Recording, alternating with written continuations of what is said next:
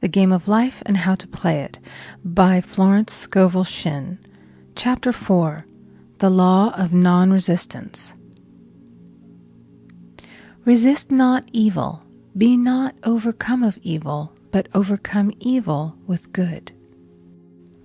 Nothing on earth can resist an absolutely non-resistant person. The Chinese say that water is the most powerful element because it is perfectly non-resistant. It can wear away a rock and sleep away all before it.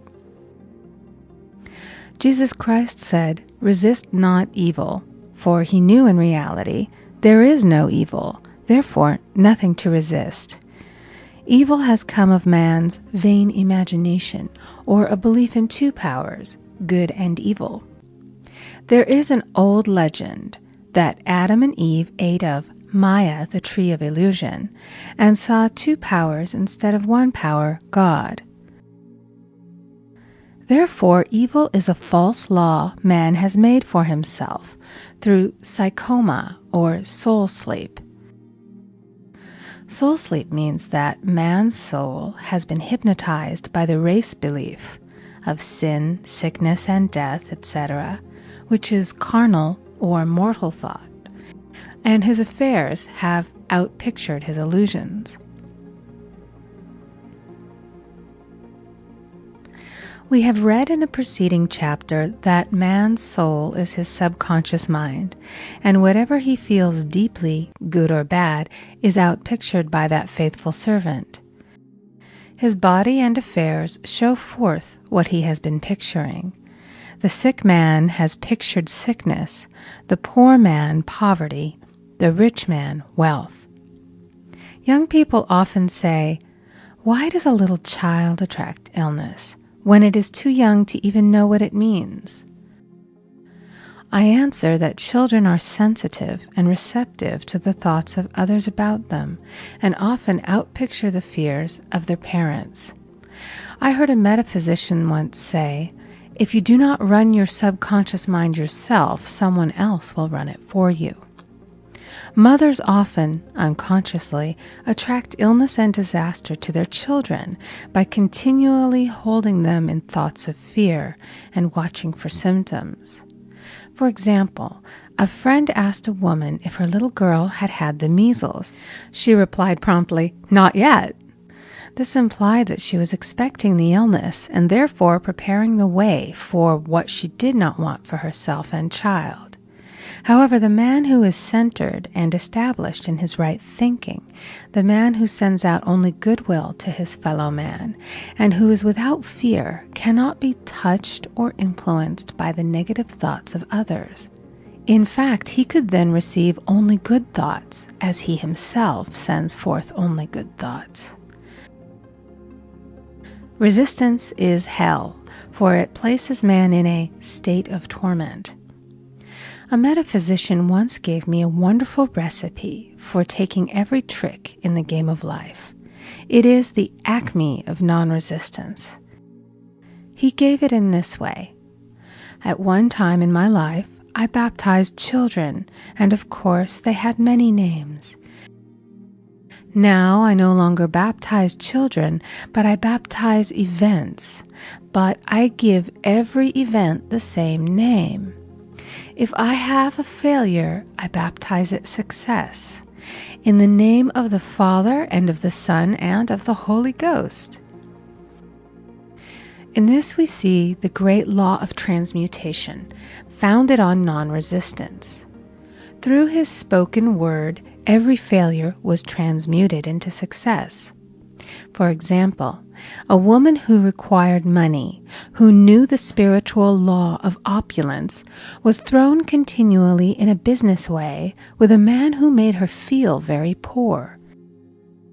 He talked lack and limitation, and she commenced to catch his poverty thoughts. So she disliked him and blamed him for her failure.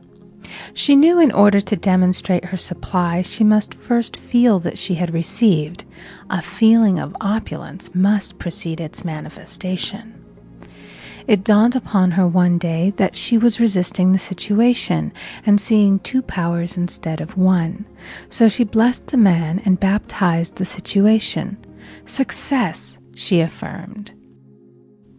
As there is only one power, God, this man is here for my good and my prosperity, just what he did not seem to be there for. Soon after that, she met, through this man, a woman who gave her, for a service rendered, several $1,000s, and the man moved to a distant city and faded harmoniously from her life. Make the statement, every man is a golden link in the chain of my good, for all men are God in manifestation, awaiting the opportunity given by man himself to serve the divine plan of his life. Bless your enemy, and you rob him of his ammunition. His arrows will be transmuted into blessings. This law is true of nations as well as individuals. Bless a nation, send love and goodwill to every inhabitant, and it is robbed of its power to harm. Man can only get the right idea of non-resistance through spiritual understanding. My students have often said, I don't want to be a doormat. I reply, when you use non-resistance with wisdom, no one will ever be able to walk over you. Another example. One day I was impatiently awaiting an important telephone call. I resisted every call that came in and made no outgoing calls myself, reasoning that it might interfere with the one I was awaiting. Instead of saying, divine ideas never conflict, the call will come at the right time, leaving it to infinite intelligence to arrange, I commenced to manage things myself. I made the battle mine, not God's, and remained tense and anxious. The bell did not ring for about an hour, and I glanced at the phone and found the receiver had been off that length of time, and the phone was disconnected. My anxiety, fear, and belief in interference had brought on a total eclipse of the telephone. Realizing what I had done, I commenced blessing the situation at once. I baptized it success and affirmed, I cannot lose any call that belongs to me by divine right. I am under grace and not under law. A friend rushed out to the nearest telephone to notify the company to reconnect. She entered a crowded grocery, but the proprietor left his customers and attended to the call himself. My phone was connected at once, and 2 minutes later I received a very important call, and about an hour afterward, the one I had been awaiting. One's ships come in over a calm sea. So long as man resists a situation, he will have it with him. If he runs away from it, it will run after him. For example, I repeated this to a woman one day, and she replied, how true that is. I was unhappy at home. I disliked my mother, who was critical and domineering, so I ran away and was married. But I married my mother, for my husband was exactly like my mother, and I had the same situation to face again. Agree with thine adversary quickly. That means agree that the adverse situation is good. Be undisturbed by it, and it falls away of its own weight. None of these things move me is a wonderful affirmation. The inharmonious situation comes from some inharmony within man himself. When there is in him no emotional response to an inharmonious situation, it fades away forever from his pathway. So we see man's work is ever with himself. People have said to me, give treatments to change my husband or my brother. I reply, no, I will give treatments to change you. When you change, your husband and your brother will change. One of my students was in the habit of lying. I told her it was a failure method, and if she lied, she would be lied to. She replied, I don't care. I can't possibly get along without lying. One day she was speaking on the phone to a man with whom she was very much in love. She turned to me and said, I don't trust him. I know he's lying to me. I replied, well, you lie yourself, so someone has to lie to you, and you will be sure it will be just the person you want the truth of. Sometime after that I saw her, and she said, I'm cured of lying. I questioned, "What cured you?"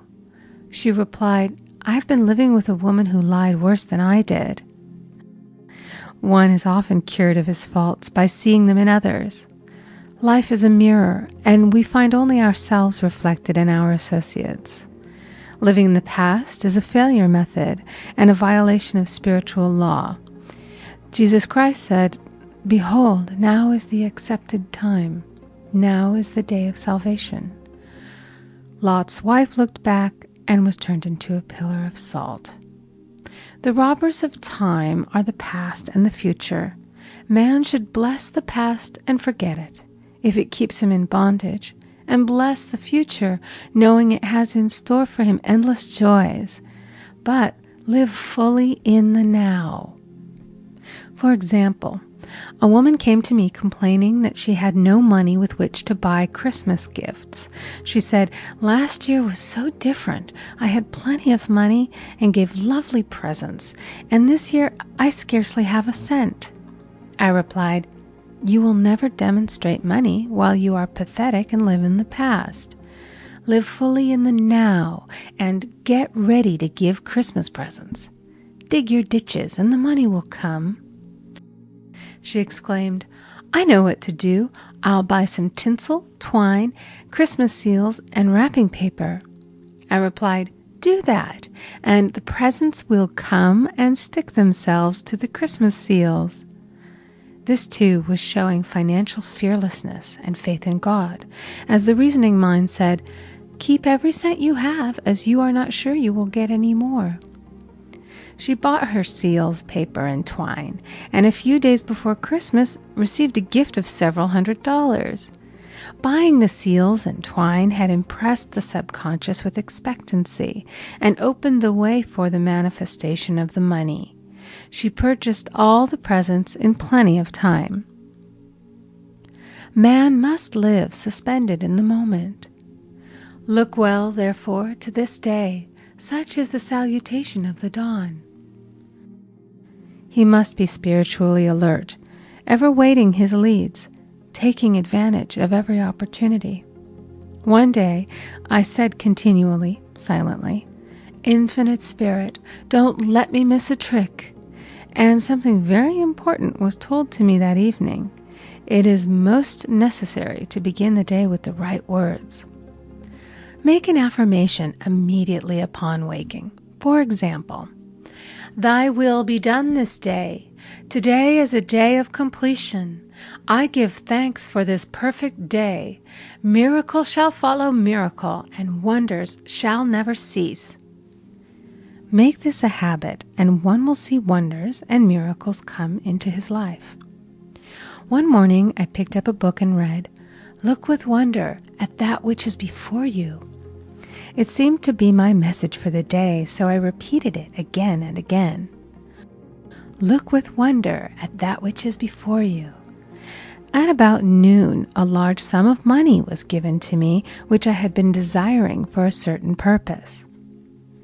In the following chapter, I will give affirmations that I have found most effective. However, one should never use an affirmation unless it is absolutely satisfying and convincing to his own consciousness. And often, an affirmative is changed to suit different people. For example, the following has brought success to many. "I have a wonderful work in a wonderful way. I give wonderful service for wonderful pay." I gave the first 2 lines to one of my students, and she added the last 2. It made a most powerful statement, as there should always be perfect payment for perfect service, and a rhyme sinks easily into the subconscious. She went about singing it aloud, and soon did receive wonderful work in a wonderful way, and gave wonderful service for wonderful pay. Another student, a businessman, took it and changed the word to business. He repeated, "I have a wonderful business in a wonderful way, and I give wonderful service for wonderful pay." That afternoon, he made a $41,000 deal, though there had been no activity in his affairs for months. Every affirmation must be carefully worded and completely cover the ground. For example, I knew a woman who was in great need and made a demand for work. She received a great deal of work, but was never paid anything. She now knows to add wonderful service for wonderful pay. It is man's divine right to have plenty, more than enough. His barns should be full, and his cup should flow over. This is God's idea for man, and when man breaks down the barriers of lack in his own consciousness, the golden age will be his, and every righteous desire of his heart fulfilled. End of chapter 4. Recording by Amy Conger.